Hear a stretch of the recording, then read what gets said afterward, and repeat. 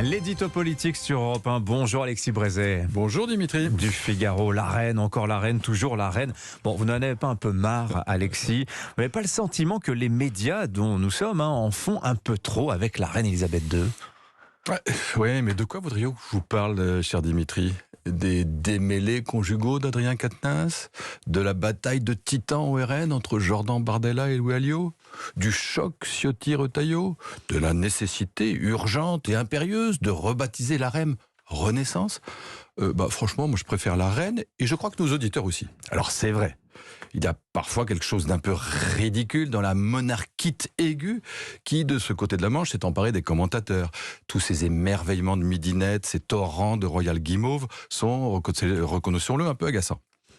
Il est vrai aussi que, si on regarde les choses froidement, il y a comme une sorte de disproportion entre le caractère dithyrambique de ces hommages et le legs politique effectivement laissé derrière elle par Elisabeth II.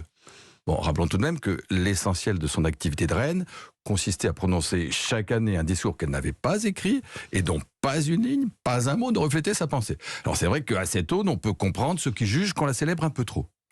Et pourtant, si on renonce un instant à jouer les esprits forts, il me semble malgré tout que le message politique de ces funérailles, que ces funérailles envoient à l'Angleterre et au monde, que ce message mérite d'être médité. Alors qu'est-ce que c'est que ce message? Comment vous le définiriez, Alexis?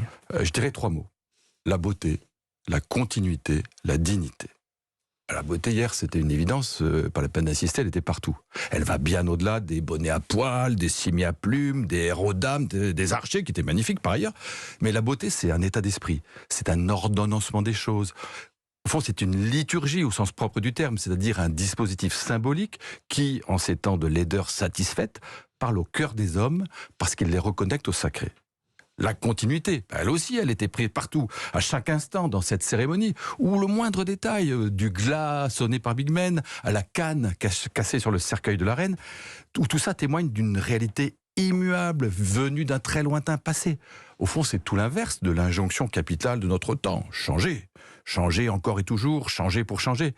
Il semblerait bien que les peuples et les rois ne soient pas entièrement de cet avis. Et est-ce que la République française, Alexis, pourrait s'inspirer de ces vertus? Alors notre République, on a beau la dire monarchique, il faut bien reconnaître qu'en matière de décorum, elle a un peu de mal à rivaliser. C'est pourtant pas faute d'essayer. Souvenez-vous de François Mitterrand et de ses roses dissimulées derrière les piliers de la crypte du Panthéon. Ou d'Emmanuel Macron, tel un pharaon dans la cour du Louvre au soir de sa première élection. Ou de la musique du professionnel pour enterrer Belmondo. Alors, on sent qu'il y a un effort, mais c'est pas vraiment ça.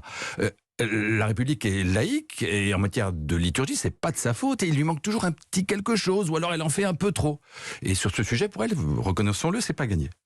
En revanche, il n'en va pas de même de la 3e vertu que j'évoquais à l'instant, la dignité. Cette dignité dont chacun reconnaît à juste titre, et la cérémonie d'hier en fut le reflet, cette dignité qu'Elisabeth II avait portée au plus haut point. Avec cette dignité, il n'est pas question là de régime politique, c'est une question de disposition personnelle. Rien n'interdit à un responsable républicain de pratiquer cette exigence envers soi-même, ce sacrifice de son ego, dont la reine a montré l'exemple. Mais aujourd'hui, nos hommes politiques se veulent libres. Elisabeth II n'était pas libre, elle était au service de son peuple. C'est différent. Et je vais vous dire, Dimitri, moi je crois que plus que de trompettes, de chapeaux à plumes et de tenues chamarrées, il me semble que c'est surtout de cette dignité que les Français, aujourd'hui, ont la nostalgie.